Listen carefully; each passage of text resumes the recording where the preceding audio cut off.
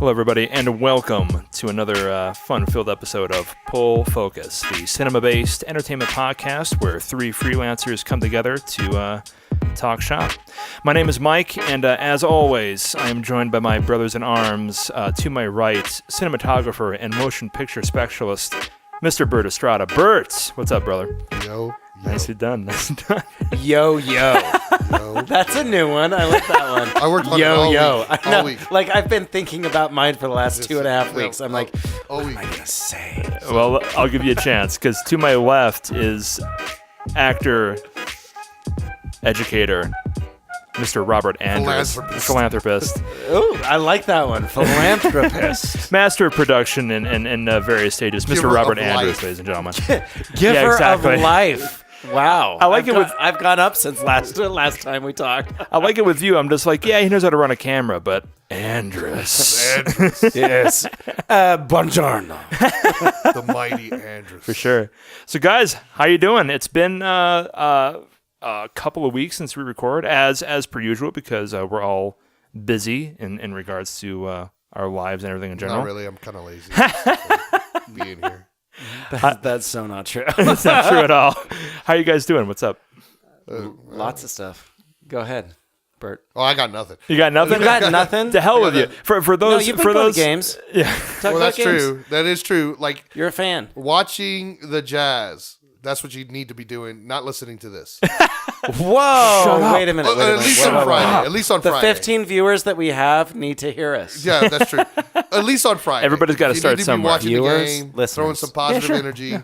The Jazz need to win past the first round. Get past the first round. The Clippers. Yeah. For those of you, let's remind you, everybody, we're based out of Salt Lake City, Utah, and the Jazz are the kind of a big deal when it comes to local fanfare. And luckily enough, our master of video technology over here, Mr. Estrada, is a big fan of the Jazz. So you're generally in a pretty good mood when it comes to how they're doing so far, right? Well, yeah, they've been doing okay. Let's just make a sports podcast. That's it. That's just Well, first of all, you two need to watch sports. Well, I've got a shout out for you on that one, and I just thought of it. I don't What's know that? how original it is, so you can totally make fun. I give you permission. You can make fun. of it. Okay. Uh-oh. All right. It's the Utah Jazz, right? UT. Is that official? Is that how? No. Utah. Let's say it. That's terrible. Well, I know that you went to the Grizzlies game. Oh, fuck yeah. Yeah, absolutely. Oh, God, that was fun. Wait. That was fun. What's that? So the Grizzlies are the... All right, quit. Just quit. No, I had to because I'm so not educated in sports. You It's really all don't good. know who the Grizzlies are? I know that they're the hockey team. Excellent okay. job, sir. Okay. Excellent job. Majors, minors, I don't Minors, know. Minors, for lack of a better Is term. there. Specifically Yeah, the so- EHCL, I believe, the Ooh. Eastern Hockey League. But, yeah, they made it to the playoffs this year. I was able to... You went to the elimination game. I went to the elimination game, yeah. That's I awesome. love that. I love that. I just want to be reminded that we're good enough to make it to the playoffs, but...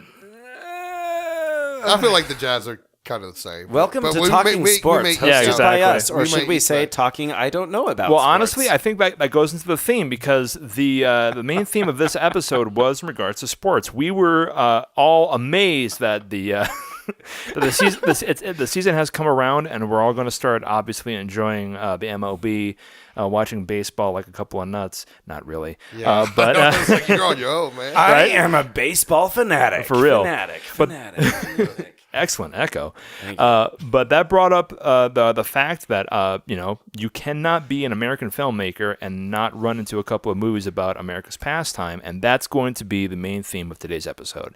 We have taken 3 great films, and we're going to be discussing them today. We have taken into consideration 42, the biopic for Mr. Robinson, Moneyball, the Oscar award-winning film starring Brad Pitt and the Jonah Hill, and also a The Jonah Hill. the Jonah Hill, I was like, who's going to comment on that one Yeah, first? yeah, And yeah. I look over at Bert. The Royal. The Royal. Look, Is this like Sir William Paxton? Look. I don't think you guys understand the capabilities of this guy. The when it comes Jonah from The Hill. Jonah going Hill? from Are you serious? going from I love that we went from Brad Pitt to the Jonah Hill. Brad As Pitt. opposed to the Brad. Brad Pitt Or is an the excellent Pitt? actor. Brad Pitt is an excellent actor, but he wasn't able to traverse the chasm of popularity from going from the Superbad to the Moneyball. Wow. You are the speaking out of your neck. Oh, wow. I know. I mean, like come on. this. And then the let me get the entire title so I don't mess this up. 'cause this is let me actually, see if I've got it just from memory. Okay. So it's Don't look at the screen. Bingo Long and the Traveling All-Stars. Yeah, absolutely. Bingo No, Long that's- and the that's Traveling wrong. All-Stars. No, that's what. Oh, you're close. You're right. You're halfway there. And Oh, and dang the it, Motor dang it. Kings. I did not get it. I thought that I had that nailed down You're too. so close. And honestly, that's a throwback. It's a great baseball film that was made back in 1967 with James Earl Jones, Billy D. Williams.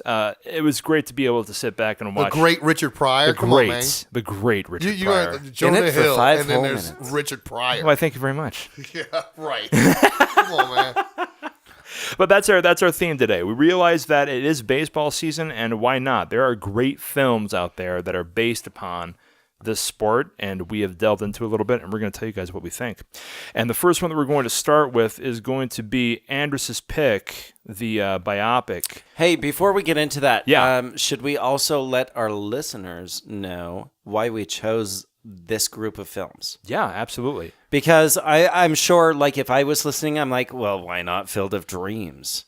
That's why a great not, point. Et cetera, et cetera, et cetera, right? Yeah, Your and the favorite baseball movie. There was some additional details in regards to this. It had to be a movie that neither of us had seen. So at least one of us Hadn't right? seen, correct. Right. So my pick and my assignment was Moneyball. Never saw it. Right. You had never seen 42. Correct. And you had never seen Bingo. Bingo. We'll just call it Bingo. I'm trying to process That's the fine. Just title. call it Bingo. Yeah, just call it Bingo. But the thing is, Bingo Long, the Traveling All-Stars, and What? the Motor Kings. What? Boom. but it's not the Motor Kings. It's just Dang it! Motor Stop Kings. it. Let's give it to him. Just give it to him. Okay, I'll give it. Thank you. But I'm yeah, trying. we I'm wanted trying. to make it fun and wanted to make it appropriate to the theme at hand. So those were the points we had to make. We couldn't Yeah, have because seen it everybody's before. seen Field of Dreams. Everybody. Everybody's And seen everybody the has Bad an News opinion about it. Bears. Like Bull Durham. There's so many. The Natural. There are so many that came up that Which we is wanted to talk definitely- about. That so shout outs to all of the great ones. We chose these ones specifically because one of us hadn't seen it, which And we thought was pretty cool. Yeah, absolutely. So let's move on, and we're going to just play a little bit of the trailer for 42. And, well, here we go.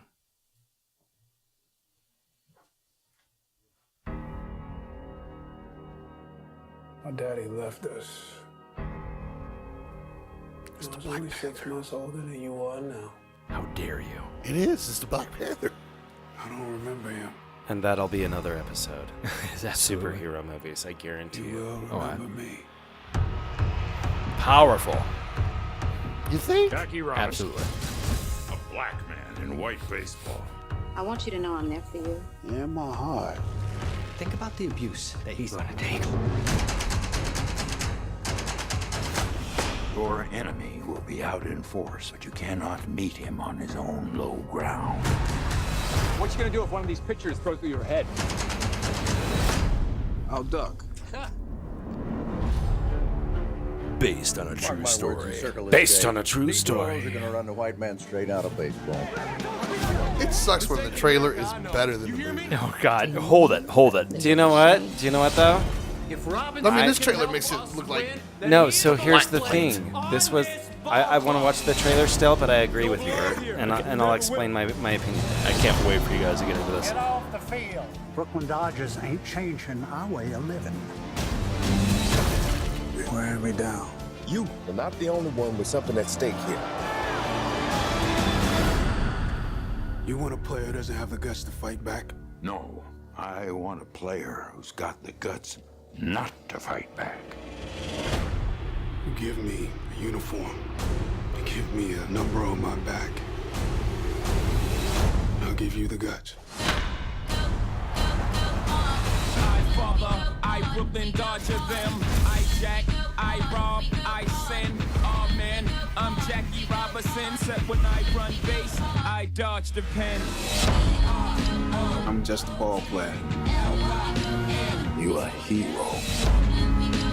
Why don't you look in the mirror? This is a white man's game. I'm not going anywhere. I'm right here. I'm a Brooklyn boy. I may take some getting used to. Maybe tomorrow we'll all wear 42.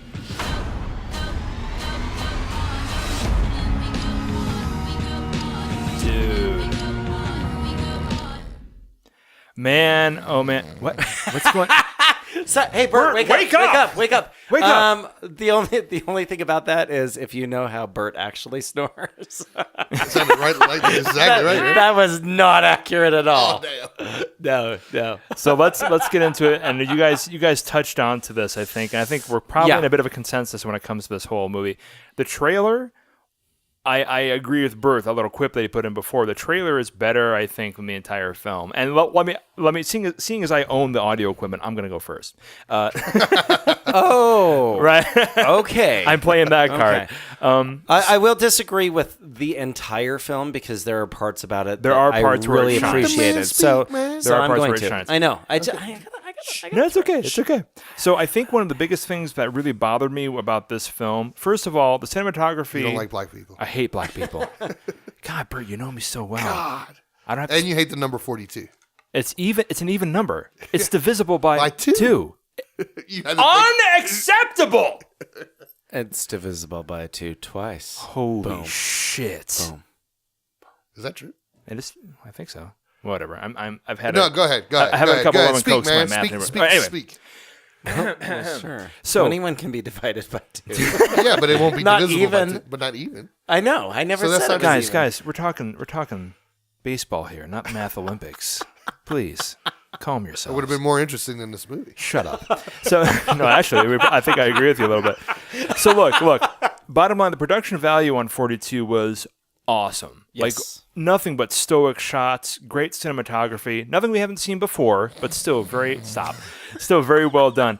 But I think the biggest takeaway that I can talk about when it comes to this specific film is, to your point, Andres, there are points where it does truly shine. Right. But I do not whatsoever think that this film treated such an important issue as well as it could have. I think it was pretending to be something that it wasn't. And for those of you who are listening, you're going to find out in future episodes, I hate it when a movie pretends to be something that it's not.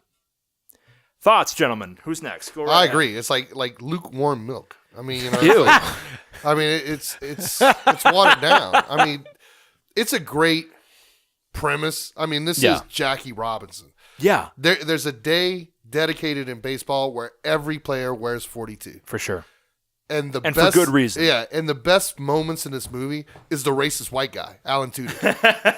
that's sad. I mean, for those of you who don't know who Alan is, if you're a fan of the Firefly franchise, Exactly. he is Wash. And if you're a fan of the new Star Wars films, he's the mechanical robot that's been reprogrammed in Rogue One.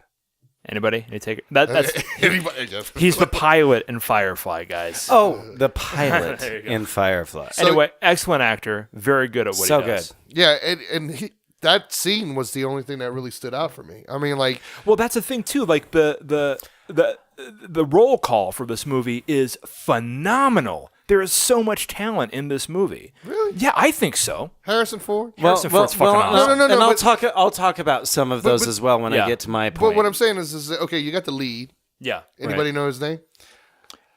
Chance? Okay, thank you. So I was And gonna moving cheat, on, and I was gonna look at the IMDb. Black Panther. No, I know he's the Black but Panther. that's it. And we're excited Nobody knows about who it. he is, and that's fine. Chadwick Boseman. Yeah, Thank you. and that's fine. I mean, you know, like up and IMDb. coming. Thank you.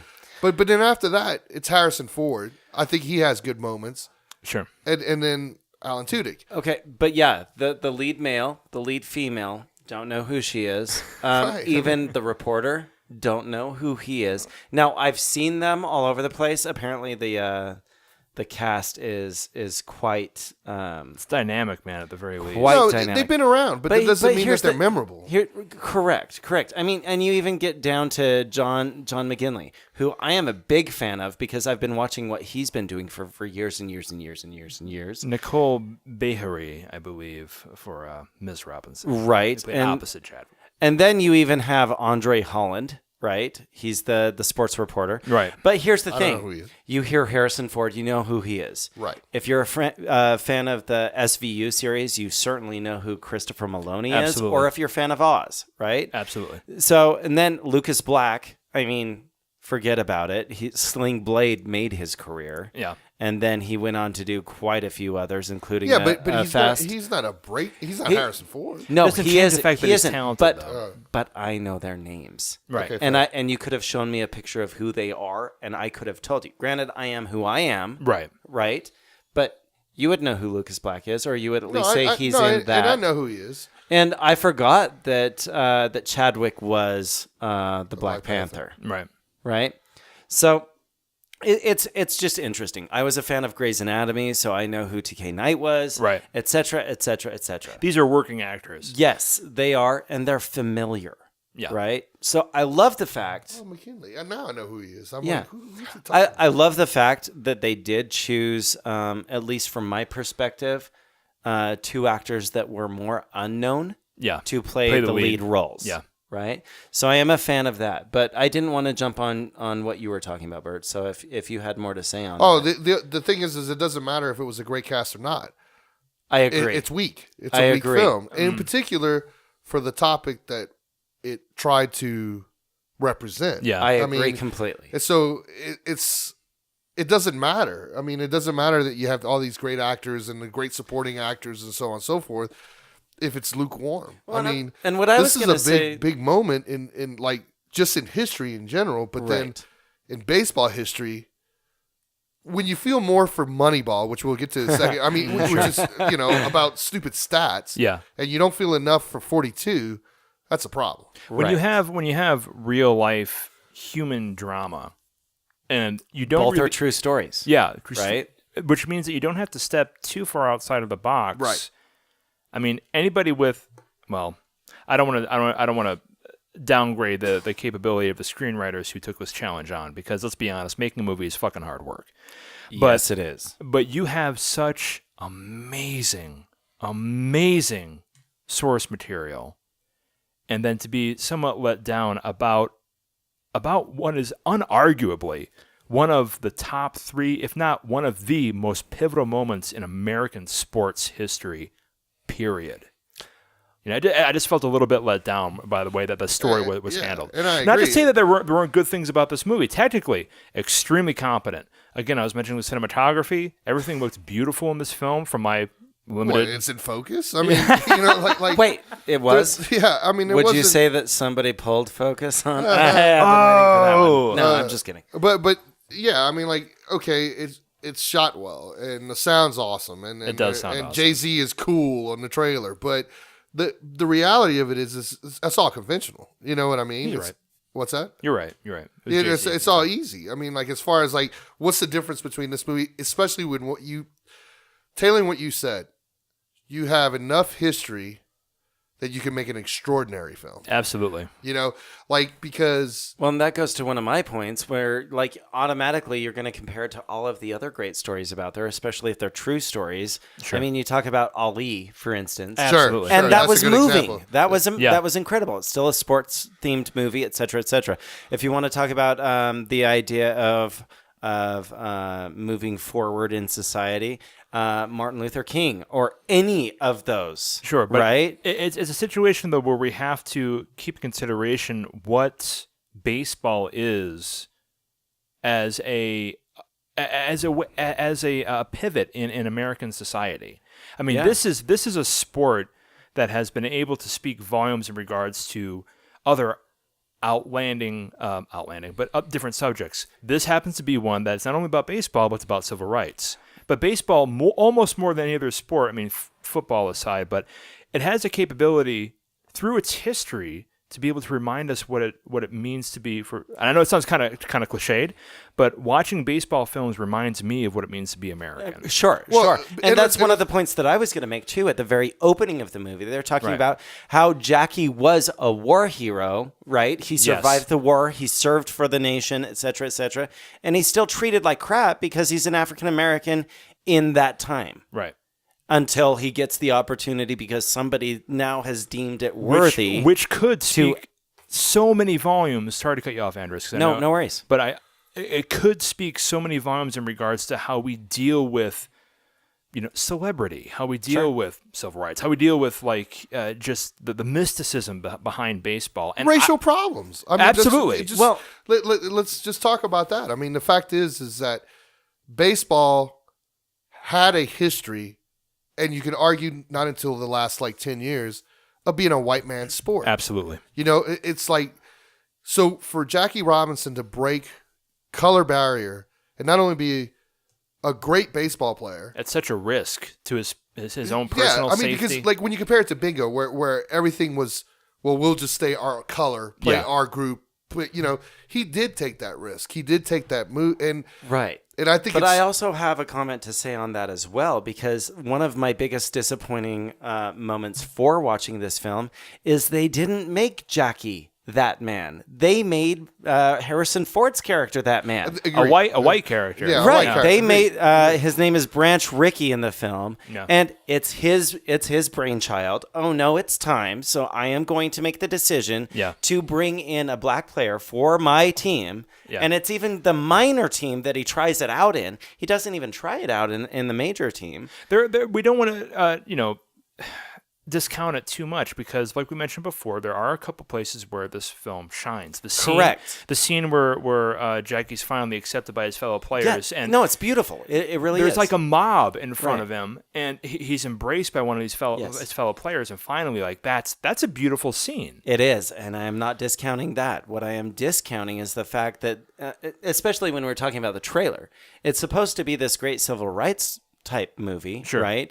About pushing boundaries, about overcoming odds, et cetera, et cetera, et cetera. Sure. And I was let down at the end of it because it was anticlimactic. I think that baseball movies and sports movies in general have an additional challenge placed against them, especially when it comes to an American audience. Because not only does this movie, given the subject matter, have to deal with civil rights, it also has to be a good baseball movie. Right. And that's where I think it fails in both, because all right, it's a triumph of will type of thing. Yeah. You know, so like, okay, when you play sports, you're already dealing with the odds of sports. Yeah. Or can you win? Do you lose? Are you good enough? Are you bad enough? Are you the superhero athlete, right. et cetera, right? Then you have the added bonus of like, it's a racial film. It's about rights, you know, like equal rights and so on and so forth.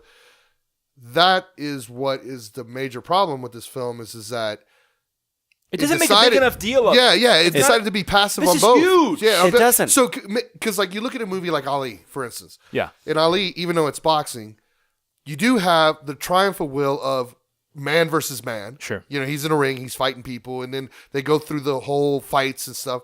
But then, like, halfway through the movie, when they ban him from boxing, you actually feel his plight. You feel like, this sucks. Yeah. You know, because I'm standing for my religious rights. And there wasn't enough development in this film for me to really feel how Robinson was Thank dealing you. with it. Yeah, correct. There was competent filmmaking. There were a couple of there are more than one scene where Again, it's like, did they tell a story? Yes, they told a story. Right. Did they tell it well? To a degree, I would say yes. Sure. Because I feel educated more so than I was going into it. But this is sports royalty. Correct. But they didn't make a big enough deal. They didn't make a big enough deal. Okay, we're a bunch of nerds, and maybe we don't know everything about Jackie Robinson. Sure. Right. We could go with that card. But if anybody who follows baseball, who is a baseball fan, knows the importance of 42, Of that number. When you like in New York, it's a big deal. It's absolutely huge. You know, like so, and then across the country, especially for baseball players or former baseball players, even if you're in little league,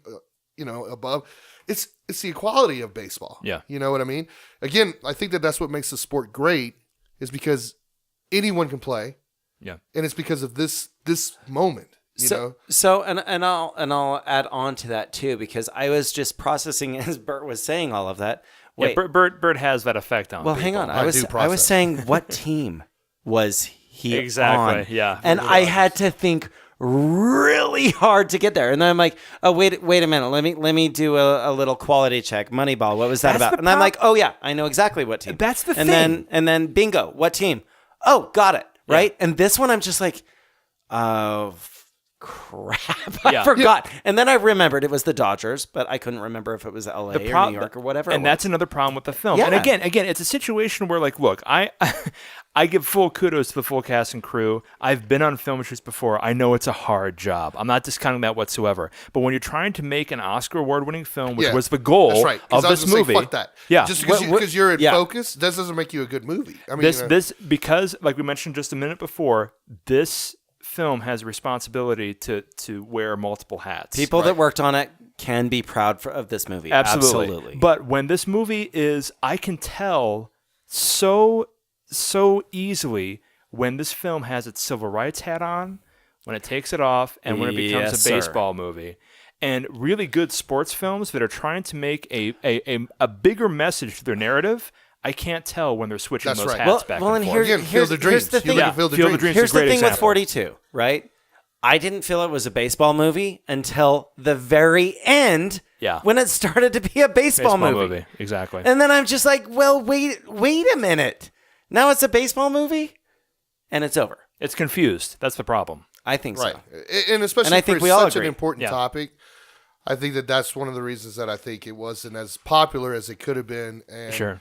I mean, okay, again, it's in focus, and some actors got together, and we made a movie. And I wonder, like, look, I'm a white dude with a Latino last name from Kentwood, Michigan. I can only imagine how some people of the African American community might have been disappointed with, like, how this film. Oh, I agree. I don't want to. It could have been such a good movie. I was disappointed. And Right. I'm like, right. I mean, again, a competent film. yeah. A competent film. Well, more but important- it's Jackie fucking Robinson, Right, because man. it's like you Yeah. said, it's not.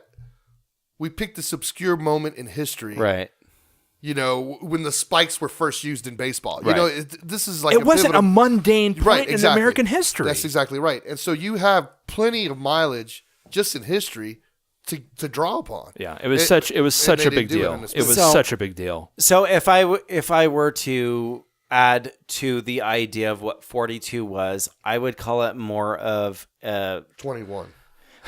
I was half a movie. would call it a 21. No, I would call it confused. And I've got a couple more talking points before you move on. Go right But so for me, what it was a little bit of a biography, and it fell short, right? Sure. Because I mean, even when he got the job, first thing he did was propose to his girl, Yeah. and they didn't even take that very far. No. And then when there's other life events that you- happen in the movie, because I don't want to destroy it, they just touched on it. Oh, this part happened. Move on. What a Oh, big this deal part it is. happened, move on. What a big deal it is in that day and age to get a $6,500 signing bonus. That is freaking huge, right? fucking unbelievable. I mean, it's driving me crazy. So, a couple of things that I wanted to bring up. I already brought up the Don't fact rush. that- Do it. I'm all that ears. I felt like 42 had one of the most anticlimactic endings of any sports got- movie they got I it have wrong. ever seen. Like, so you make it kind of anticlimactic though. not for me. We'll get not into for me, that. and we'll get into it. And wait, right? real quick. Yeah. Both of them used text at the end of the Yeah, movie. I think that's piss Correct. poor, man. Yes, Piss and poor. there's something about that too. I don't, Yes, I don't know how to end it. So well, throw some because text up there. it's a true story, so we've got to tell you what's going on in real life And after the fact. So Amazingly blah, blah, blah. enough, Okay. they got the facts wrong. Did they really? When That's they put the final. hysterical. I love it. When it came to, like, I think his name was starts with a C or something. Let's But- not go there yet. Okay, go ahead. Okay. I just wanted to say, like, I like the fact that I saw Harrison Ford try a new character. That was fun. Was like- he different? Well, no. I think he was. Well, no, because He had a Browns and Grizzly voice. That Different was enough. because Different he enough. graveled his voice, and So, yeah, because but he had was still he a had tough his white guy. I mean, no, you know, it's like- and I understand that, but it wasn't a traditional Harrison Ford character. No, it 'Cause wasn't. he he's branched out ancient. a touch. He looks like Yoda. Well, It's just the hair. Here's Come what on. I'm saying. I think he phoned in a couple of his last movies, and I think he put a little bit more work into this one. Okay, that's all fair. I'm saying. That's fair. Okay, That's fair. Thank you. But- okay, but- that's what I'm saying. But to say that, Yes. oh, this man stretched like no, plastic, that is man, that's no. crazy. This is not what I am saying. I'm like, thank you, Harrison, for actually coming to work. Okay, so All right. and I'm a fan. The other one was I really enjoyed his speech about I saw a white boy on the street swinging like you and rubbing his hands in the dirt like you did, and et cetera, et cetera. I thought that he brought a little bit of humanity to his character and selling home his idea for the whole brainchild of let's make baseball multiracial. Now, Hang on. but just because I have to say this go before for I forget. Go for it. Like, okay, number but one. do you think that was a manipulation? Yes, that's Thank it. you. And every moment in this movie is a manipulation. The Yes. only ones that I thought were real. Well, wait. It's a biopic, so they do have to put a little butter on the croissant, right? But still, I mean, it's like, and now we have the Butter's sad scene. good. And Butter's now good we have the in happy doses. Scene. And now we have the Sure. what scene? You know, like Right. So Sure. the only times that I felt like it was real, again, I go back to Alan Tudyk, is that I honestly felt that was the only racially driven moment in the movie when it's a racially driven movie. Because I've got another one for you that just drove me crazy. The other it scene drove that me nuts. And again, I like Harrison Ford. I think he's fine, but I never believed any of his scenes. I believed that, okay, here's the script. Read this and use your voice and be the lovable grizzly porcupine. You know, like, whereas like with the wife scene, my favorite scene is when they're like, he had just been like, I think like hit or something like that. And she's trying to buck him up and she made that one thing where she goes, right. And I thought that was one of the coolest actually. flashes. I agree. Because that, I'm not a baseball fan. I could care less about baseball. But like, but you like sports. But I like sports, fan. right? When you hear swish and there's drama. There's drama just in that little moment, and I felt like if you're gonna make it a baseball movie, stick to right exactly. And if you're gonna make a racial movie, stick to it sucks. But they can't do that. Right. They can't do that with this subject matter specifically. It was like it's not Bad News Bears, which is still a good film, which you can argue has different inclinations than just baseball. This is Jackie Robinson. This man changed everything. He wasn't alone. He had help, obviously, but he definitely sacrificed so much to just be thought of as an equal.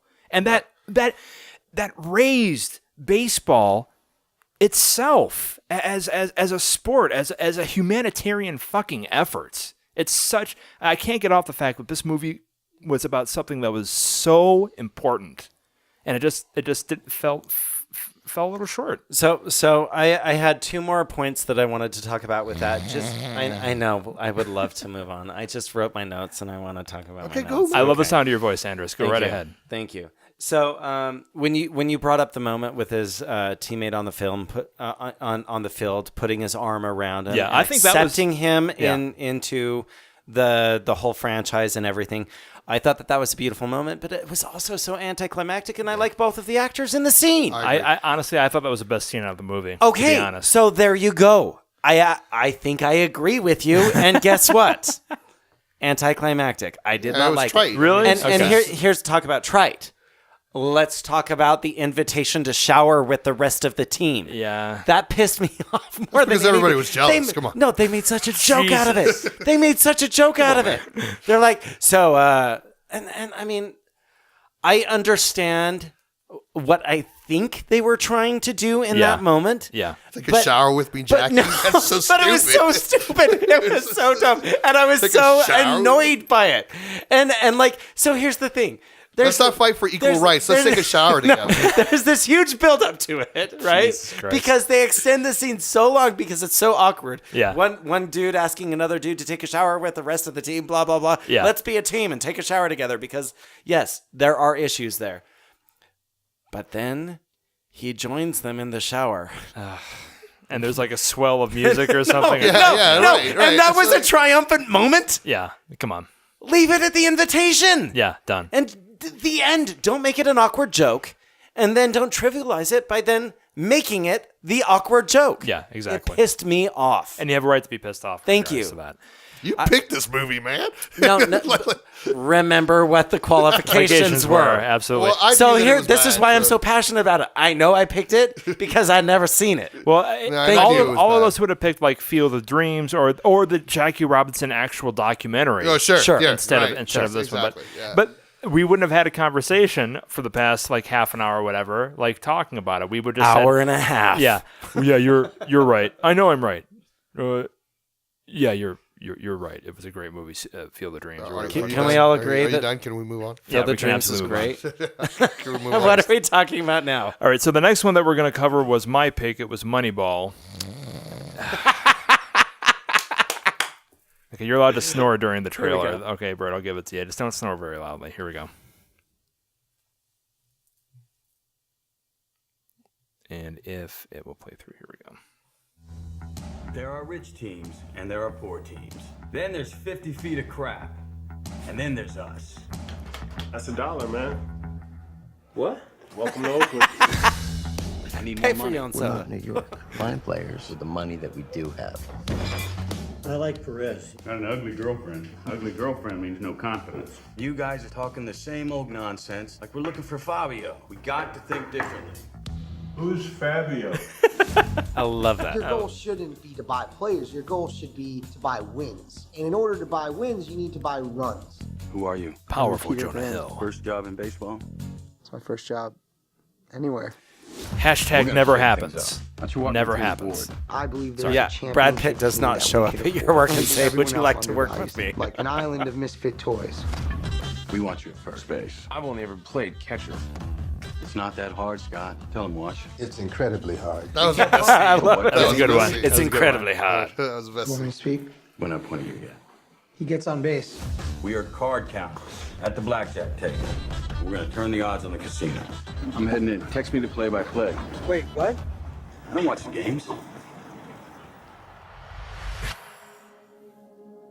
Billy Bean has tried to reinvent a system that's been working for years. God, the soundtrack. There was a bothered the nice hell out of theory, just not working out. How long is Billy Bean gonna last? I hate that. I hate those kind of movies. Yeah. You know, like the oh. In their minds, it's threatening the game. It's supposed to be. What happened to movies? Hey, easy. That's a huge question that you're not allowed to ask during this podcast yet.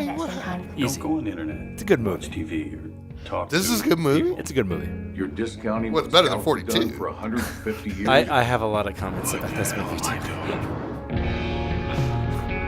What is happening in Oakland? It defies everything we know about baseball. Just plain crazy. If we win with this team, we'll change the game.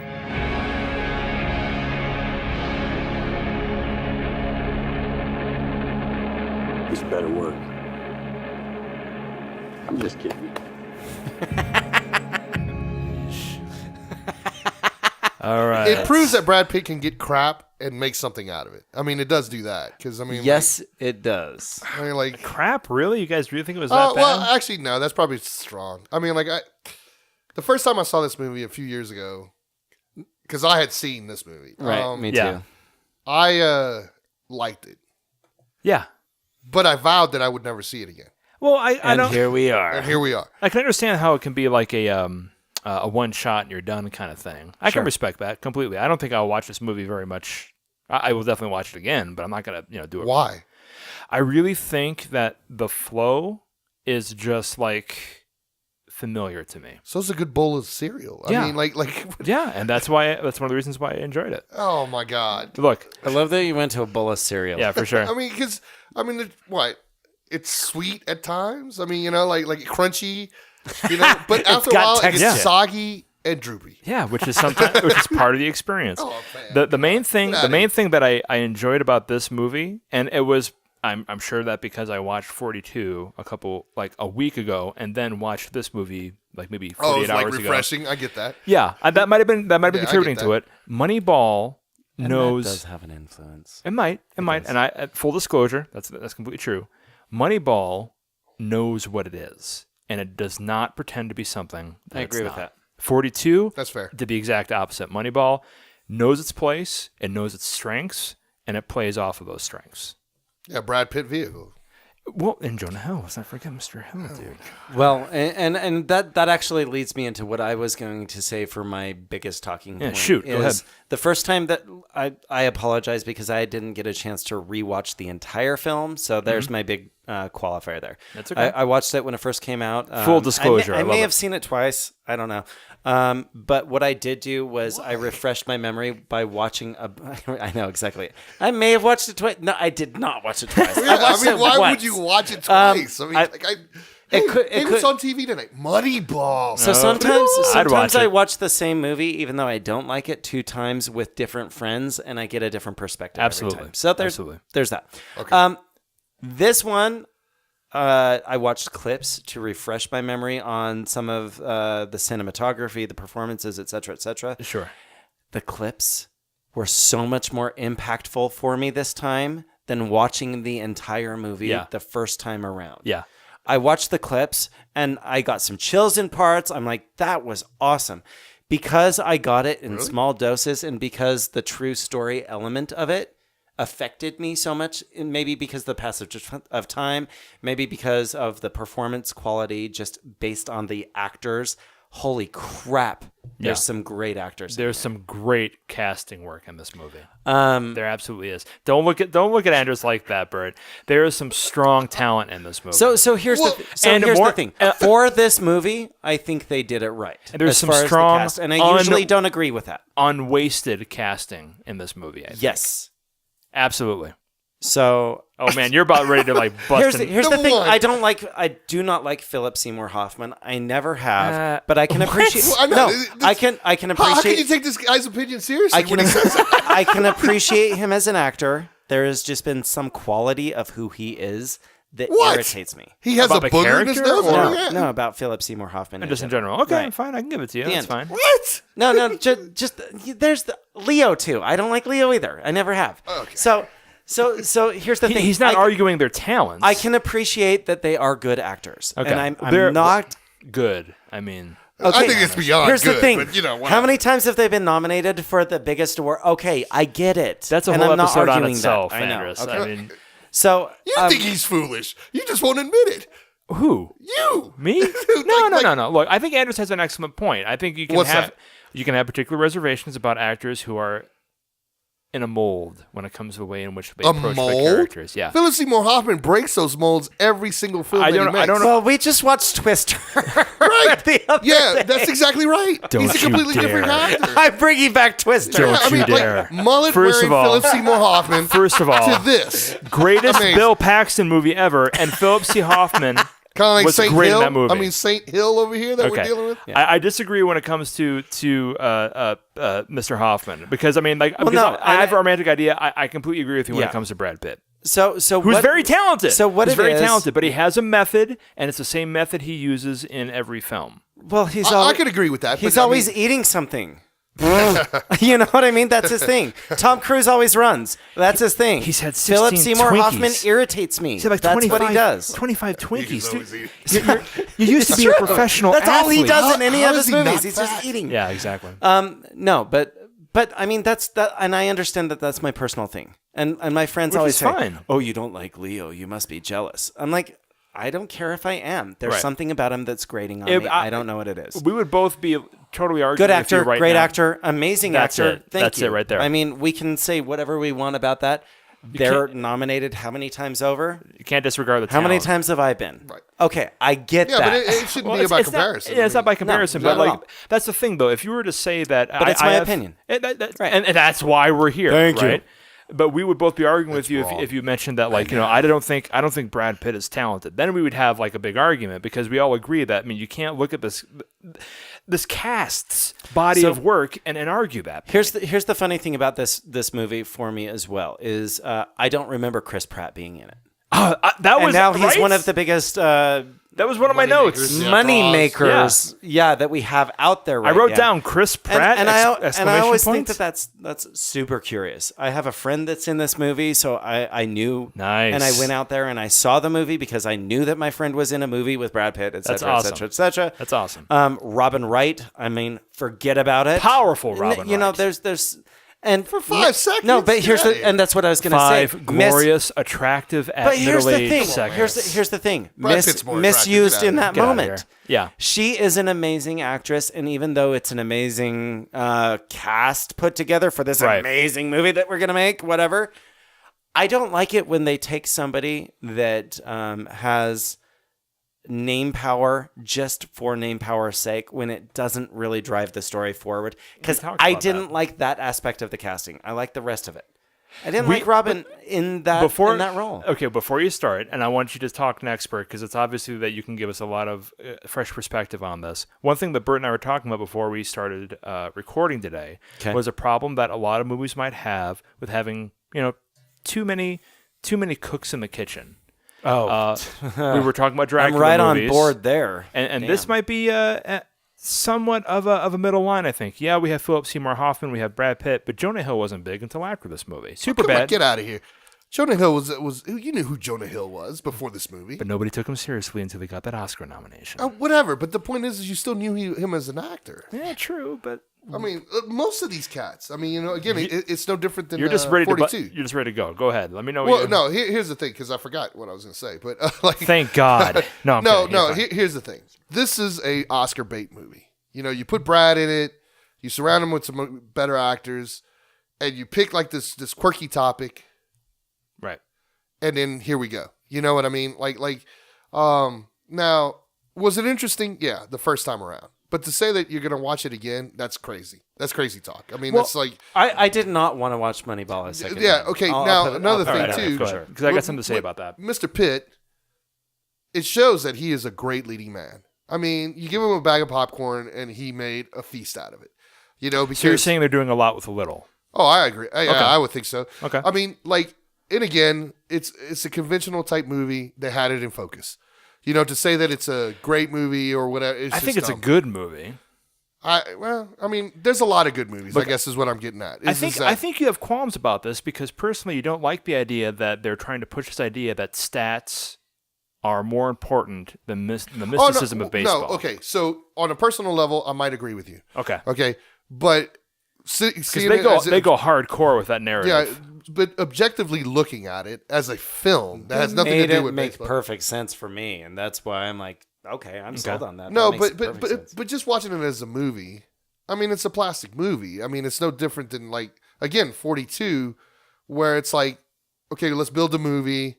It's kind of interesting. Get Brad Pitt. People are going to come. I think the main thing about it was going back to my previous statement where it knows it's plastic. It knows that it's the situation where it's taking subject matter and it's taking what is definitely not as a revolutionary situation as we had with 42, but still an interesting thing. Interesting, maybe. But okay, so we just got pointed out that the writer is Aaron Sorkin. And yeah, the dude's a great... I like, look at it. I didn't realize that until we saw that. Exactly. And now magically, that the makes dialogue March... the dialogue is... That's what's witty. It's witty. But if you take the dialogue out of it... full Sorkin. Yeah. If you take the dialogue out of it, what do you got? Well, yeah, but you can say that about any movie. No, that's not true. I mean, what? Because, what movie can you put on mute? The Artist. Or any silent film, really. But I mean, that's why. Besides fucking Fantasia, what are you going to? No, but I mean, like most. If you don't have Brad Pitt delivering witty commentary or witty dialogue, sure. What do you got? What kind of movie is this? You know what I mean? Okay. Did you ever feel the plight of the separated family and the daughter that he never sees? Let's talk about that because we mentioned that before we started recording, where I really got right in the face how they treated the players as just like these. It's just and every character was like that. Again, looking at it objectively as a movie, every character, the only special character is Brad Pitt. You know what I mean? But it's not a movie about human development. It's a movie about stats. Okay, fair. But the fact is he still had to sell it, and I didn't buy into it. Okay, like you know what I mean? So when he was angry, when he was doing wheelies in the parking lot, you're like, fuck you. Yeah, it doesn't matter. It doesn't matter because the only argument that in the movie, and this may go where I personally feel, is taking the human element out of it, is when he's firing the head scout. That was pretty cold. Yeah. So and not cold. I mean an unfeeling. It was just okay, well, you're done. Oh, all right. Well, I'm done. Sad face.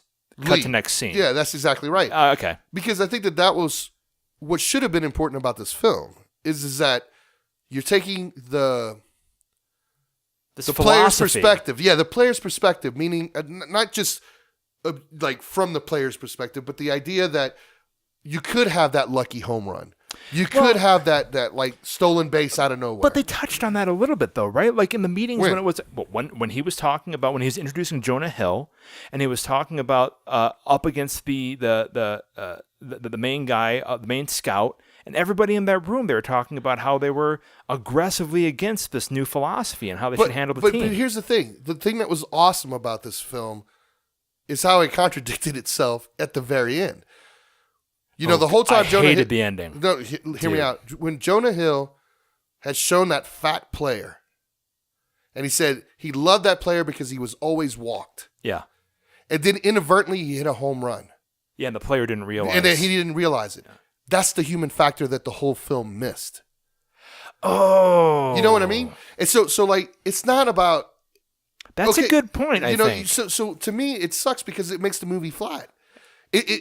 And Brad might have a awesome performance and all the cast and all this other stuff. But you're saying that like they took the nature of the film. This is a movie about statistics, black and white facts. Right. Traversing the philosophy of baseball. Right. And then not only taking the heart. human nature out. You know, the human factor out. Okay. Well, I'm always right. You're not always right. Well, but what I'm going to say... 90%. You were wrong about I'm not going to Twister. disagree completely about that. What I am going to say is I felt the human factor in there because they did bring up other the stupid kid? Oh, come on. You cannot tell me... Hang on. Okay. Sorry, go ahead. The pitcher that throws awkwardly. Yeah. Right? They brought other human elements in there. They didn't go into his life. No, they didn't go into his life. They didn't have life. to. They didn't have to. He's a baseball player. So no. That is his life. No. I'm not saying that I do agree with you, right? I do agree with you that they missed some of that, but what I'm saying is Then let's go to the best movie bingo. From my watch. Stop it. I don't know about that. I've got a lot to say there too. You don't like black people. No, it's not that at all. I love black people. There was something about it where that did not affect me as much for this film, because this film for me was more about taking baseball from its origin and bringing it into the evolution of the game. The evolution of what everything is that drives me crazy about sports and everything else is, okay, this person, because he is an amazing athlete, gets this wage. For sure. Right? For sure. One of the things that I really liked about that is just the triumph in and of itself, as the whole film was an underdog in the sense of they took the A's, which were, I mean, they said the whole stats at the end, $250,000 per game versus over $2.5 million over $1 million per game. Yeah, for the Yankees. In just that perspective just makes me sick. Okay. That is how much money is going into just the persona of people in the sports related. I don't even know where I'm going with this. That's okay. That's okay. I see your point. I think I wish I could articulate it. I think he the still same. bought the team. I think the same. No, and believe me, that's annoying as hell. He still bought the team. That it bothered doesn't me. matter that you have like big markets. So let's go into that. Okay. So at the end of the movie, there's this scene where it's nothing but text popping up on the screen, and we don't know the number. Yeah, exactly. We don't know the number of what Billy was offered to be the general manager of the Boston. Spoilers, guys. Wait, of, what? Yeah, right. Of the Boston Red Sox. It's we the are Sox. dealing with. It's the Sox. Sorry. We are dealing with the film that is doing its best to argue the juxtaposition between logic and heart in the game, and putting them up against each other and seeing who wins. And this guy who has dedicated himself to statistics doesn't take the better deal? Exactly. See, and that's what the fuck? Right. No, because it's the Sox. Exactly. What's in the box? What's it's in the Sox. Sox? What's in the box? It's wicked hot in the parking lot. You know what I mean, I'm saying? that kind of killed it for me. I'll be honest. And that's what I'm It's talking about. annoying. It was part annoying. of it is because Are you fucking telling me you're not going to take $12.5 million to go Billion. over and bring your guy with you and do the exact same thing for an incredible ball. Get the fuck out of here. And that's the thing is it was lopsided. Yes. The movie was lopsided because I'm sorry if I'm saying the F word too much, everybody, but get used to it. But again, like the conflict is not what paycheck he's going to get. Is that what's the next challenge? Yeah. No, I think he's right. Of baseball. Like, is it the heart of the sport or is it a stat? Well, that's what I'm saying. That's what I'm saying. What's the next challenge? That is what the film is about. Is the next underdog he's irrelevant. franchise to It doesn't make it matter. Like as that, the premise of the film is that why should we adapt this? And it's correct. You feed it into a computer, and you will say, okay, I could buy this perfect team. But at what cost? At what the cost? Soul of baseball. And so the reason the movie fell is true.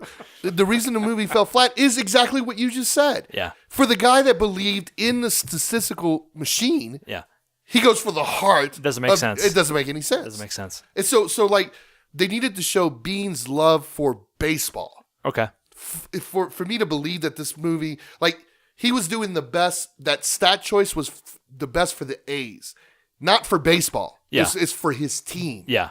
And so then it makes sense that he would pick the A's over the Red Sox. There was some more needed development in there, and they touched on it a little bit when he started going to the locker room and started treating the people as equal, his players as equals. Well, that's because the manager was ignoring him. I mean, like sure, but what the system was broken in a true story. Yeah, but this is come on, man. No, and I get that, and I think that's obviously a valid something point, that they though. have to. That's a valid point. Figure out is you're telling a true story. Okay, well, what's the climax? What's the conflict? How are we going to get there? All of that. It's I think challenging. that has But the some drama's bearing already to there, it. though. I think it's interesting though if they play it correctly, right? And I think it's interesting though on 42, it kind of tells itself. You have one of the most pivotal moments in sports history to build off of. And I could definitely feel it a little bit being lackluster because I feel that the creators of this movie were somewhat limited because the biggest thing they had was no small feat, a 20-game win streak, but it wasn't as big of a deal. And I think that kind of limited it just a little bit. Oh no, I think that anybody that's a baseball fan would look at that as a major feat. Sure. And it is. The 20 streak, right? Yeah, but not only that, it's not a big a deal as like that's the thing. Like that's one thing that impresses compared me. to 42, okay, sure, yeah, that's I what agree. impresses me a little bit about it. Okay, like fair. the first part of my of my processing of this was that they had a little bit less to deal with because you're not going to get any bigger. Well, it's arguable that you're not going to get much bigger than Jackie Robinson when it comes to baseball. I see what you're saying now. Yeah. But like when they don't have that much to go off of, and I still think they made a good movie. I still think they made a competent film, keeping in consideration that it was this weird way to deal with that juxtaposition, the soul of baseball versus the evolution of baseball. Well, and here's the thing. That goes back to Sorkin's talent as a dialogue writer. Great dialogue. And then Brad Pitt as an actor to carry the vehicle. I think that if you would have had a different combination or not have Brad Pitt delivering those lines, it wouldn't have worked it doesn't nearly work. as well. It doesn't work. I mean, because like as great as Jonah Hill he has like 5 lines in the whole movie, and most of the time is yes, but he has no. But he has the best scene in the movie. Are you going to fire me? He has the best scene in the movie, though, where he actually has to fire the guy. That's the best scene. Do I talk when you point at me? No, I'm sorry. Am I pointing at you too much? Do you talk? No, that's a line from. Fuck. Sorry. Yeah, sure. All right. Acting. Yeah, no, and I don't know if that's a great brilliance. I mean, like. To me, the best scenes are always with Brad Pitt. I mean, like, I disagree. Selling the idea, that whole scene, like the scene that they show in the trailer, where they're like, and we're down here, I laughed. The best scene was when he and Jonah Hill were working together. I think Jonah Hill takes, in my book, he takes the #1 scene where he has to fire the guy. Like fat guys. Well, why do you think you're on the show? There you go. What? No, I'm kidding. All right. Well, then we have mixed observations about it, which is great. I'm very happy you guys don't agree with me on everything and don't agree with each other. That's what makes it interesting. So taking that into consideration, let's move on to the next and final film, which was Bert's choice, the Bingo Long Traveling All-Stars and Motor Kings. First of all, this movie was made back in 1967, and the cast in this movie is just unbelievable. Let's get into the trailer real quick, and we'll talk about this. Rated PG. Right?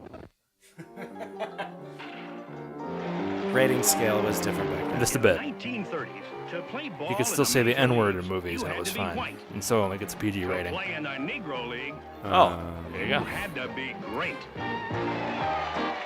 Ladies and gentlemen, meet Bingo Long and the greatest congregation of athletic talent ever assembled in one place at one time for one purpose. Right, Rob! They say you're a pretty fair hitter. So they says. Well, hit this. Billy D. Williams is Bingo Long. James Earl Jones is Leon Carter. Ball players gotta overthrow the owners and run the teams their own self. You think we can do that? Do what? Overthrow the owner. Do it. Sure. Same day we turn white. Richard Pryor is El Charlie Cubano. Snow. From now on, I'm going to be known as Carlos Navarro. I'm going to break into the majors as a Cuban. He can hit, he can run, he can score. Buenas noches, senora. He's playing a guy faking to be a Cuban. Traveling all-star. Oh my God, it makes me laugh every time. What you gonna do about this mess, Sally Potter? It's your picture what's leading this band of detergents. Your all-stars against mine. One big game down in St. Louis. Barnstorming in the 1930s. It was daring. Just drop me off at the baseball practice. It was demoralizing. Come on, this wonderful lady. Did you guys laugh at 42 or Moneyball like that? No, this is the trailer, my friends. The trailer. Truly. Wait, was this a drama? Right. Exactly. Good point. But it could be dramatic. I mean, it was dramatic. There were dramatic parts. Yeah. Dramatic. Now we got to ruin that team before they're gonna ruin us.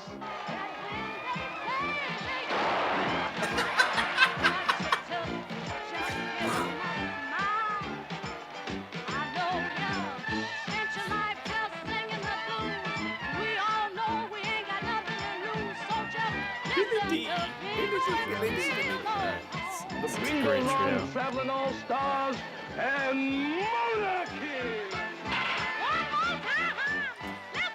Quick shout out to Star Wars franchise. Oh man. Okay, so like, where do we start with this? Bert. Awesome. You know, I haven't been asking you guys, and I should have done that ahead of everything. So I'm just gonna try and make up for it. Bert, why did you choose this movie to bring to the conversation? And what makes it a good baseball film? Well, number one, no one had seen it, and no one Truly. had seen it. And I just thought it was, when 42 was picked, I had already seen that movie, and one of the things that I do like is a good combination of what we were talking about, whether it should be a race movie or equal rights movie or a baseball movie or so on and so forth. This one, Sure. I felt like had a chance. And it kind of succeeded, it kind of didn't. I think it was also kind of lukewarm, but it had a chance to hit it right in the face. Yeah. In particular because since it was made in 67, that's pretty 76? 76. Yeah, sorry, I think it was 76. I kept saying 67 though. Yeah, I think It's there was a 77, little. yeah. It was kind of ballsy to have like an all black cast. Sure. You know what I mean? And like driven completely by like Billy D. Williams and James Earl Jones. And again, you can argue that they were big enough anyway, but when movies in the 70s, when you made movies like this, it's important. You know what I mean? Like to check them out. And I felt that it did do its job. It's about it's like the Harlem Globetrotters. You know what I mean? It really is. It's something like you think that they're a bunch of clowns, but you realize that in society, it's an important thing. It really is. And so that's why I chose this film. And also, I was just curious because I wanted to see if it was dated compared to, like, let's say a 42. Has my opinion changed, or would it change? Has the audience changed, you know, of what they want to see and what they don't want to see, and so on and so forth. But again, I felt like this one had moments where it really could have expressed equal rights better. Okay. But it definitely did it better than 42. You know what I mean? I think so. And the thing that's sad about it is that, again, we go back to the pivotal nature of Jackie Robinson. Yeah. And these are made-up characters. You know what I mean? Right. And so I think that it brought it more into play. I agree with you, I think. Yeah. And also, it was just interesting. I mean, like, one of the things that I do want to try and do on the show is that if we could pick, like, films that we haven't seen and films that are accessible to other people that haven't seen them either. Yeah. And maybe they're good, and maybe, you know, we'll some diamonds teach in the rough. Yeah, it will Yeah. teach something or show something that people haven't seen. Yeah, absolutely. This is definitely a good example of that. Andres, what are your feelings about this whole thing? What I was going to say is it's pretty interesting because I did math on my hand just now. I counted in decades. 40 years difference between 42 and Bingo, right? So when I was watching Bingo, some of the opening shots, I was just like, holy crap. For sure. This is legit. I mean, as far as filmmaking and quality of filmmaking, it's right there. And then we got into stylistic choices from the 70s and stuff like that. Some of it was overly campy for me. I kind of like that part, which is okay because it's a comedy. It's a comedy, and we can move with that and it's the whiz and feel with that, right? It absolutely is. So that's the last one that I watched by comparison for the three films that Me too. that we saw. So as far as gauging it, as far as, you know, the sound and which we'll get into videography for and sure, acting and all of that stuff, it's just a different beast. Because if I'm looking at the acting, it's a little bit more over the top because it's a comedy versus the other films that we saw, which were obviously dramas. They're both dramas, yeah, for sure. Or at least on the more down to reality. You don't have the guys in the baseball team trying to start a parade down the streets, right? And it was scene. There were some fun moments, and that in was this movie. That's what like really that whole the whole funeral parlor. Oh god, it was great. It was really fun. I really liked how they got the what was his name? The younger kid who played Esquire in it. Esquire Stan Shaw. show. Stan Shaw. Who I recognized immediately, and yeah. I'm like, oh my gosh, I had no idea his career's been that long. Yeah, there's plenty of people here that like, is it Tony Burton? Yeah, he just passed actually. I think. Yeah, you know, Rocky from Rocky, Apollo Creed's trainer, and then you know, you had it like Mabel King, which is a singer, a big singer, right. You know, and stuff like that. So you had people that, though I may not know them. You know them. There's a familiarity in that cast that I certainly appreciated. And I think that's the... Okay, so Harrison Ford is huge because he's Indiana Jones and people are going to believe him. And he's huge because he's a good actor. No, hear me out. Like okay. You see him, you know he's Harrison Ford. But like Lucas Black, let's say, another actor that I think is a decent enough actor. Sure. He kind of fades. But when you watch this movie, even though it's 40 years old, you go, "Hey, it's that guy." It's Richard. That's a great point. It's that guy. You it's know, a great like point. And then the rest of the cast, you're going, "Oh, I recognize him." That's exactly I recognize him. And we're talking even about one of the henchmen's. I'm not sure, but one of the main henchmen, I'm just like, "Oh yeah, I recognize him. I remember him from whatever I remember him from." So, and that's my thing is that like. The scenes stand out for the actors as well. You know what I mean? As far as like where in 42 is a better example than Moneyball. You know, you may have these great actors, but they kind of just fade. They kind of fade into the movie. They're not special. It's not a special moment or anything. These guys just clowning around made it special. Yeah, I think you're right. The camaraderie there is something that you would find. I mean, I don't know how many people who are listening who have played team sports, but this movie more than any other has really captured the fact that these guys are brothers. You know, pardon the pun or whatever, because it is definitely just a great African-American cast. But these guys are brothers in arms in regards to what they want to do. They just want to make a living, but they want to do it doing something that they love. And it's just this interesting situation where I was constantly piggybacking on what you guys are talking about, recognizing these actors and realizing how long their careers have been, and ultimately realizing how hard they've worked and realizing how hard the crew must have worked, going back to the things you're talking about, Andres. Right. Bert and I were talking about this a little bit before we started recording. There are crane shots in this movie that you know were done at the risk of the personal safety of the crew. Sure. That you don't do today for that same reason, but because people had a passion to make this movie happen, they did it. I mean, just the differences in regards to, technically speaking, we all have our own specialties in regards to, our backgrounds when it comes to independent film. I can tell you right now, looking at just the first 15 minutes of this movie, everybody was busting their ass to make this movie happen, more so than you would see in independent productions that pop out today. I think. I mean, again, I'm doing one of those things where I have to give a disclaimer. I don't want to make anybody out there who's actually in the biz or whatever think that I think you're being lazy, but these.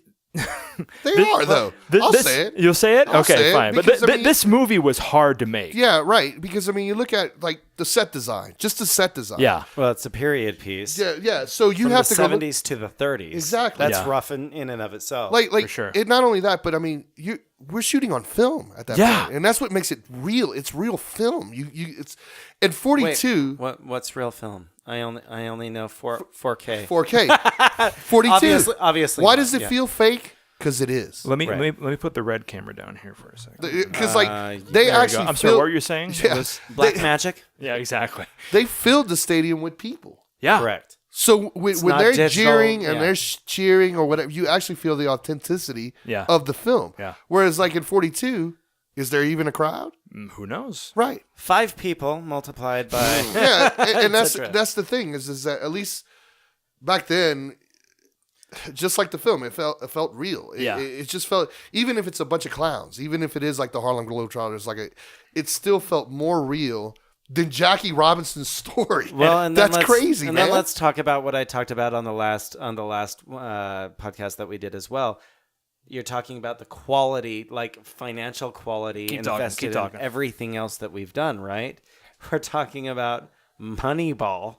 Right, sure. Brad Pitt's salary is, and I mean, take the inflation out of it, probably 20 times more than what they used to But again, film this, what even feels with inflation. better? Right. You know what I mean? Oh, this is definitely the funnest movie out of all three. Yeah, for sure. what feels better? And again, yeah, you could say, oh, it's the comedic hijinks, but I think that it's deeper than that. I mean, Sure. I think that This movie knows what it was. exactly, Like And not even only that- more so than Moneyball did. I mean, whatever you want to think about, saying Look at the title and tell me it doesn't know what it is. Exactly, right? But it yeah. totally embraces the idea of comedy and these underdogs who are against. It uses baseball in a way that sports should be used whenever it's taken from a proper narrative. It makes baseball not the only subject of the movie. It uses it as a method to explore other subjects as well, which in my personal opinion, any good sports movie is going to do. You look at great sports films like Rocky, Rudy, or Field of Dreams or whatever, just to put some examples. Baseball, boxing, football, whatever the sport is, it's important, but it's used as a method to explore additional and sometimes more important narratives within the movie. And this movie does that. Well, I mean, one of the things that was brought up earlier is that we question. Okay, you could argue that Harrison Ford is a better actor than, let's say, Billy D. Williams. Okay, but earlier in the show, we brought this up that was he phoning it in? Has he phoned it in? And so on and so forth. Mm-hmm. In this film, whether they was subpar or not, you could tell that they are balls out. They are balls out. You know what I mean? For sure. Like they pardon the pun. Yeah, they totally believe their characters. They're trying to give the best portrayal. I mean, sure, some actors stand out better. Like the top 3 would stand out better than the rest of the cast. Maybe That's why they got the bill. But. Right, but everybody tried, and everybody's in it. Yeah. You know what I mean? From the extras all the way down. Yeah. Whereas like with the other films, and I think it's lost in modern film. I mean, I think that's a large argument, but I think we could probably agree on some examples in regards to that. Well, in comparison to the 2 films that we've seen, totally. You know what I mean? Like you do lose that, and that to me is kind of sad. Okay. And not only that, that's why I like this film, because it is a reminder of what we can do as artists. Sure. As opposed to let's pick a quirky story about stats, or an easy thing of let's pick the greatest baseball figure that changed the barrier. Sure. Okay. To me, those are easy topics. You know what I mean? this is crazy. Yeah. I mean, this isn't even a topic. A poor team of barnstormers who are trying to survive, right? Using the only skills that they know that they excel at, which is just Well, playing I mean, baseball. Yeah, and there were a couple of comparisons that I saw because this was the last movie. It was interesting. 42 introduced me to like the idea of an all Negro League, which I didn't even know was a thing. I researched barnstorming after I watched this movie. I just don't care too much about baseball. I think one baseball movie is close to the same of another. They're all the same to me. It's a baseball movie. But there's agreed some on exciting moments. We've agreed on the point though that they can be used as a catalyst for greater narratives. Right, because yes, I agree. Yeah. But here's the thing that I thought was cool, right? Because 42 introduced me to the idea of an all Negro League, right? Right. Then I saw Bingo, and I'm like, oh, I get it. You know what I mean? Yeah. Because the way that they introduced it in 42 wasn't the idea of an all Negro League. It was social issue of racism when they pull over at the gas station.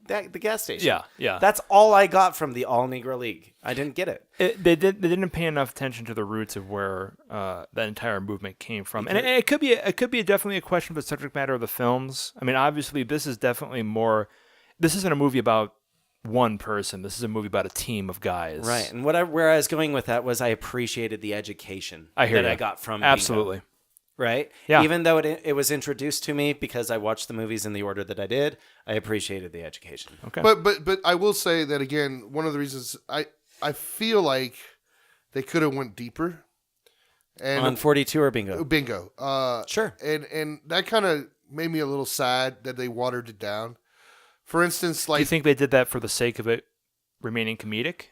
Because you could get really dark and deep on the subject matter. Fair. There are a couple issues in there where I completely agree with you. I think they could have still kept it comedic with a tragic twist. I mean, especially with the Richard Pryor character. That's exactly where I was going with that. Because, I mean, it was easy to use the thugs that they used to hurt him. Yeah.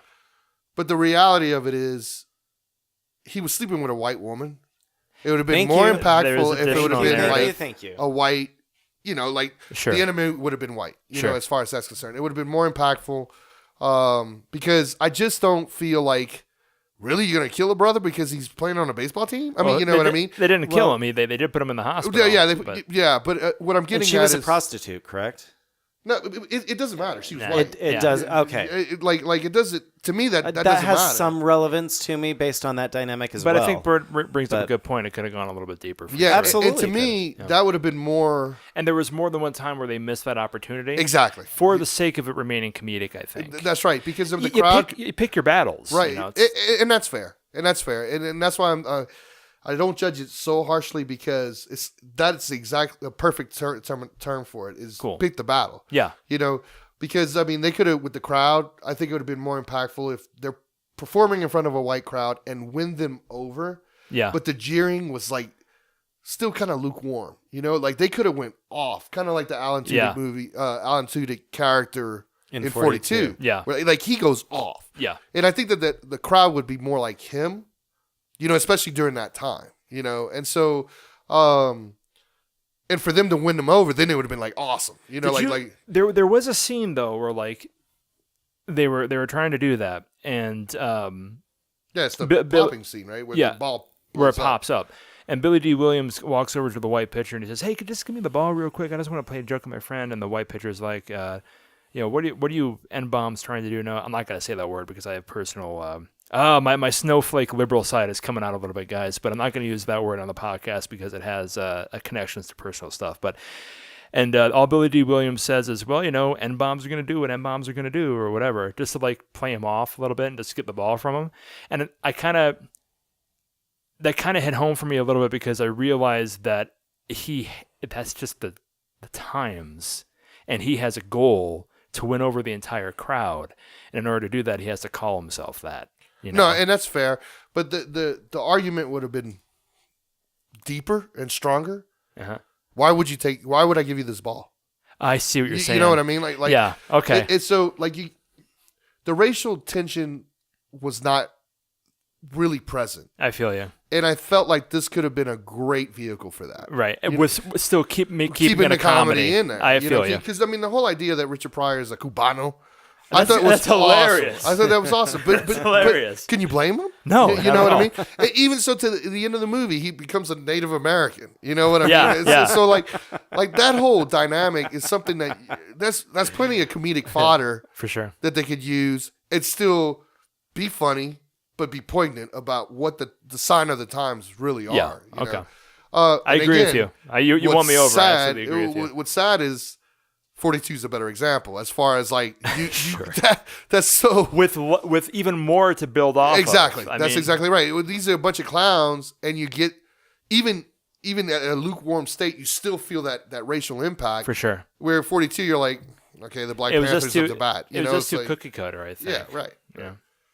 All right. Well, then let's move on to the next segment in regards to that, guys. As most of you know, if you've been listening to the past couple episodes, we have like a menagerie of a couple of guys who are specialized when it comes to background with film production.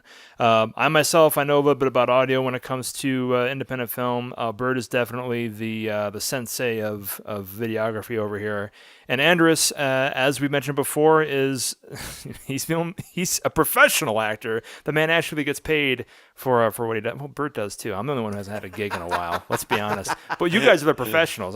You're only freelancers here, but not really. Anyway, I'm getting too deep into this. Let's move on to the next part of this, because we're going to now discuss out of these three films which had its strengths. And I'm gonna go first because again I own the audio equipment, and from an audio perspective, from a production perspective, sound wise, regardless of all the shit talking and I'm sorry the playful banter and well earned criticism of 42.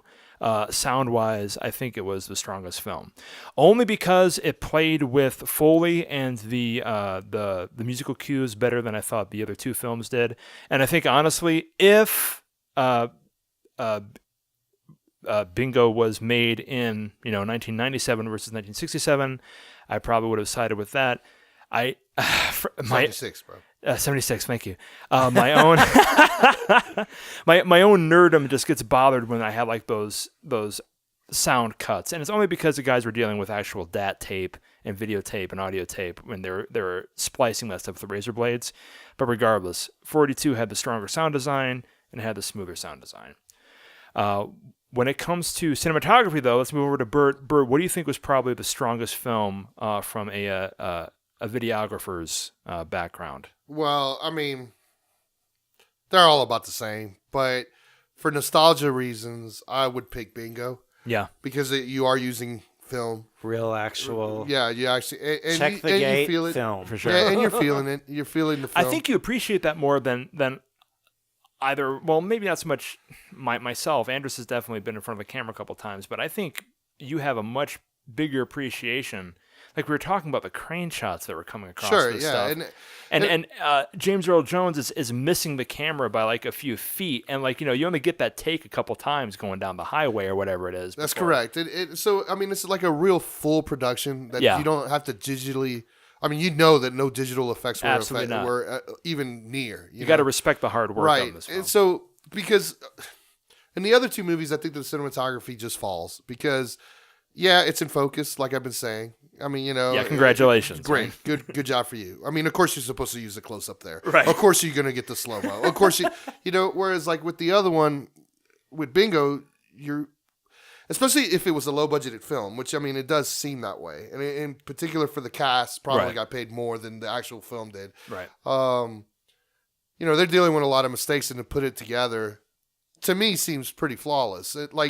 Yeah, there's a good flow. Yeah, to the film, for sure. Like you brought up, is that of course they're dealing with archaic technology, but the truth is comparison to now, for sure. But back then, it's what they had. You know what I mean? And so like the fact that it still holds true, it holds up to the other two films, and we're talking about 40 years later.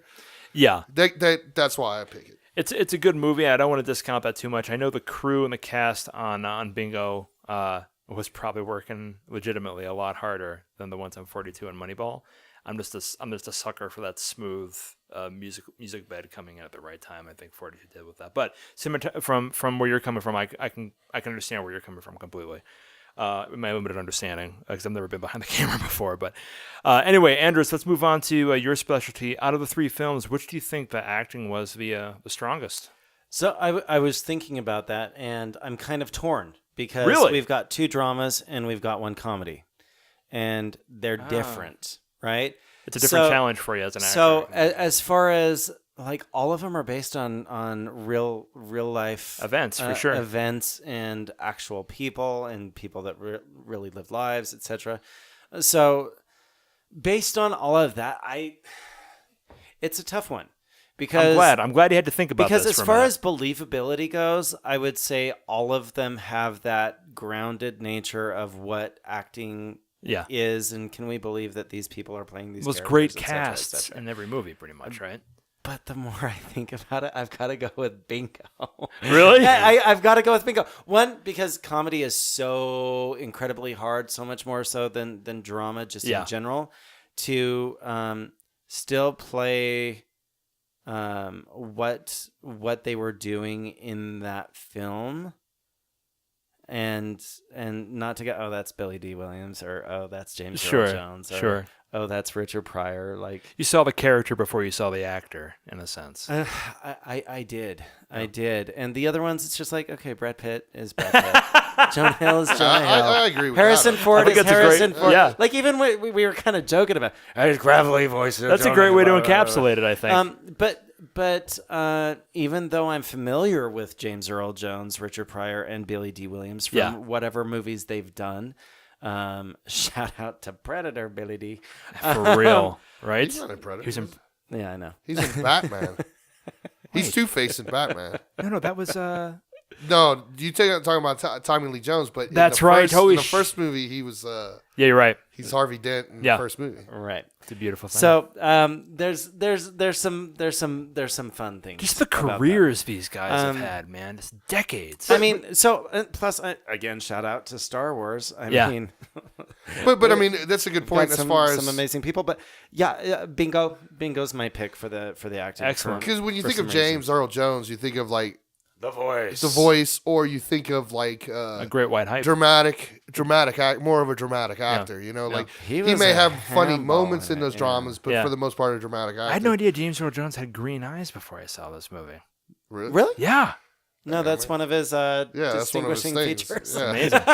So like you know, he's a very handsome man. But you only hear his voice, right?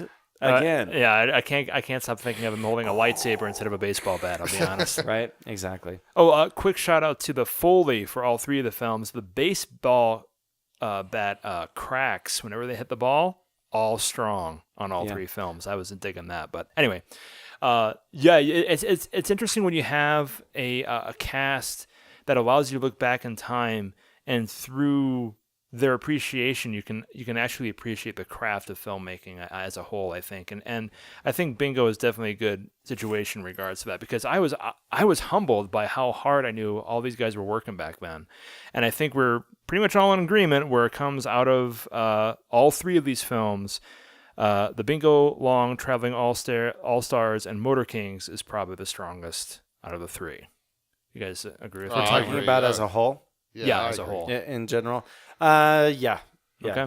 Yeah. I couldn't argue. Okay. That, excellent. To be honest. Well, that's what we're here to do. We're here to I take want to so bad. I want to so bad. Well, yeah. Bert, wake up. God damn it. It's like a 4th time today.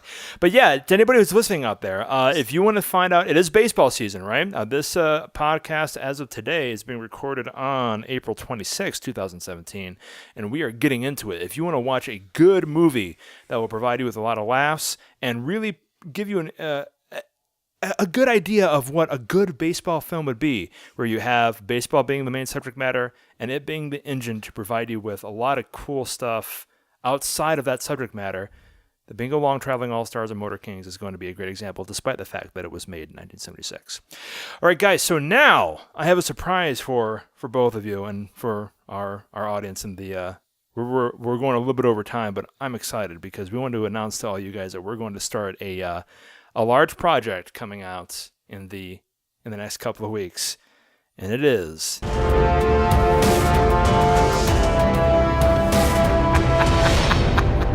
Trial of Trilogies. Ooh. Yes. Or if you guys want... That was a soundbite. Yeah. Oh, if you want another one, hold on. How about this one?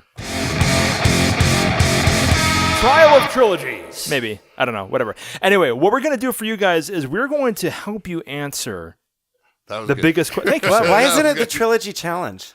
I kind of did the is it good? I can change it. No, I vote no. I actually Oh, thank God. I was just trying to find some sort of argument. It took me like 8 hours to make that, I'll be honest. I believe you completely. Sweet Jesus. But we've been asking ourselves a really big question when it comes to being film nerds or whatever, being guys in production. And that question is, what is the best movie trilogy of all time? The answer is The Godfather. The Godfather trilogy. Let's just tell you right now. Yeah, the answer if you is come up with do something not better, hesitate. For sure. The answer is, for sure. Email us, please. Email us, and but we discussed come on, this in depth. Absolutely. In the last one. How many hours? 25? Easily. 59? Just today. And there's only 24 million, hours in the day. bajillion. But that opens up a really great conversation. If the Godfather trilogy is the best one, well then, I mean, what other trilogies are around there that are contenders for the best trilogy? What are other trilogies out there that are contenders for, being number 2? Which is something that I myself, as a film lover, I've had that conversation more than once, and not just with these two lovely gentlemen. So what we're going to do over the next couple of months or the next couple of shows, whatever comes first, we're going to explore different trilogies. And we mean official trilogies. We mean trilogies that we could argue were a 3-film set that were contracted out to be a three film package.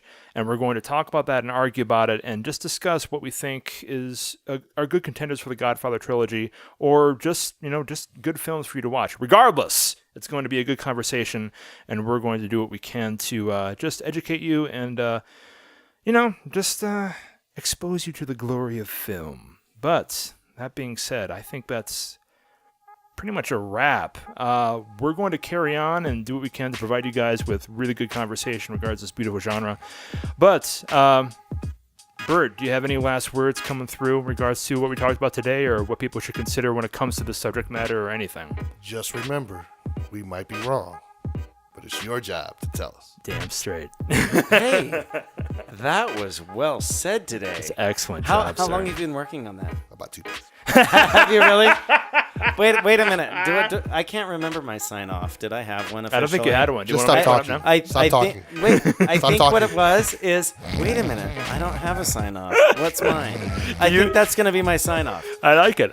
Do you have any feelings towards what we talked about today, or any words of wisdom before we call it a night for real, before you go do your real sign off? Well, since we didn't announce what trilogies we're going to be talking about in Sure. the future, let's throw out to our listeners and Absolutely. see what they say. Oh, that's the best number 2 that's is. a great What is the idea. best number 2? Who does number 2 work for? Well, we know it's the Godfather trilogy.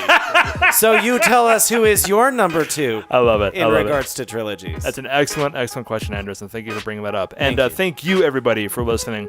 Please feel free to like and subscribe on YouTube. Please follow us on SoundCloud. We're doing what we can to keep this thing going. We just enjoy talking with each other, enjoying you becoming part of the conversation. So if you do want to become part of the conversation, feel free to email us, pullfocuspod@gmail.com, and let us know what you're doing. Let us know what you're thinking. Let us know what you think is the best trilogy in existence, and we will be more than happy to prove you wrong. But anyway, guys, I can't thank you enough for coming by and Go Jazz. and talking about what's Jazz. going on. Thank you so very much. Who are the Jazz? Oh, wow. I ended it there.